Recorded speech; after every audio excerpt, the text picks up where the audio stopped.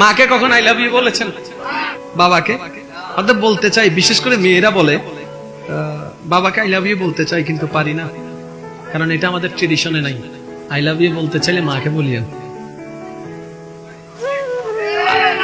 যাদের মা আছে তারা একটু খেয়াল করবেন, মাকে খুশি করা কত সহজ। দেখেন, মা রান্না করছে কিংবা রুমে আছে, কখনো করছেন কিনা জানি না, আজকে একটু খেয়াল করে দেখেন।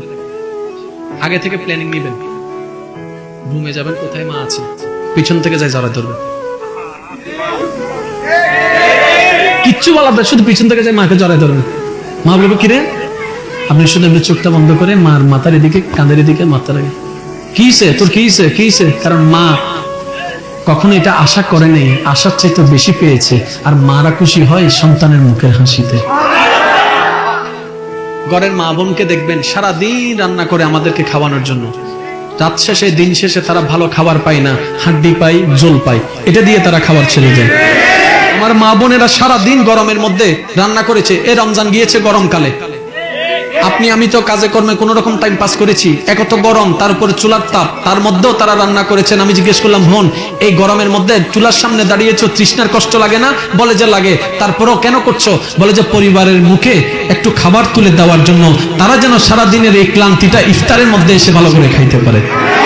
সত্যি করে নিজেকে প্রশ্ন করে বলেন তো, এই পরিবারে যারা রান্না করে তাদেরকে কখনো আমরা একবার থ্যাংক ইউ বলেছি? হ্যাঁ, মজা হয়েছে এটা বলেছি? যেই দিন লবণ হয় নাই,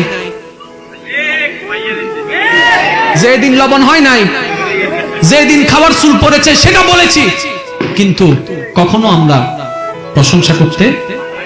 এবার এই বিষয়ে দেখেন, ইসলাম এমন একটা বিষয় যেখানে কোনো ছোট্ট ছোট্ট বিষয়ে বাদ পড়ে। ঠিক এই সিচুয়েশন আপনি কি করবেন? এবার ইসলামকে প্রশ্ন করলেন, ইসলাম বলে এই গুগলের মতো প্রশ্ন করেছেন, গুগল যেমন উত্তর দেয় এটাও এমন উত্তর দিচ্ছে। ইসলাম আপনাকে যখন প্রশ্ন করেছেন ইসলামকে, ইসলাম উত্তর দেয় নবীর একটা হাদিস। আর একটু জোরে বলেন না, মনোযোগ আছে সবার? বিশেষ করে যারা বিবাহিত ভাইয়েরা আছেন, হাদিসটা একটু মনোযোগ দিয়ে শ্রবণ করুন। আম্মা জান আয়েশা রান্না করলেন বড় আশা মন নিয়ে নবীর জন্য, নবীর সামনে পেশ করা গেল। নবী রাহমাতুল লিল আলামিন সেটা খেলেন। যখন কেউ রান্না করে দেখবেন যে খায় তার দিকে তাকায় থাকে, কিছু একটা বলুক, এটা তো চাই। এবার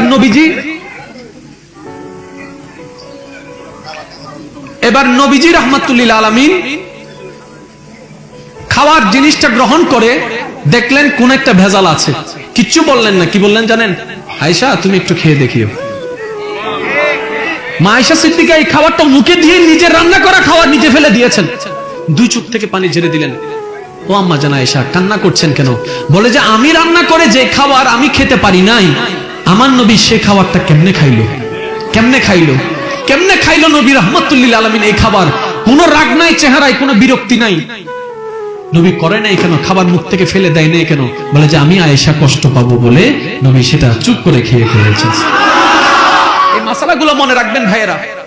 মনে করেন কোথাও গিয়েছেন, খাবারের মধ্যে চুল পেয়েছেন, কাউকে কিচ্ছু বুঝতে দিবেন না, চুলটা নিয়ে সরাই রেখে দিবেন। জোরে বলেন না, কারণ যিনি রান্না করেছেন উনি ইচ্ছা করে চুল দেয় নাই। এতটুকু কি কারো কোনো দ্বিমত আছে ভাইরা? নিজের ইচ্ছা তো চুল দেয় নাই, আপনি রাগ করার দরকার নাই, চুলটা নিয়ে কেউ না দেখে মতো রেখে দিবেন। লবণ যদি না হয় আপনি কি করবেন? কাউকে কিচ্ছু বলার দরকার নাই, কানে কানে গিয়ে বলবেন একটু খেয়ে দেখেন, তাহলে নবীর সুন্নাত আদায় হয়ে যাবে, কাজে কাজ হয়ে যাবে, সওয়াবে সওয়াব হয়ে যাবে।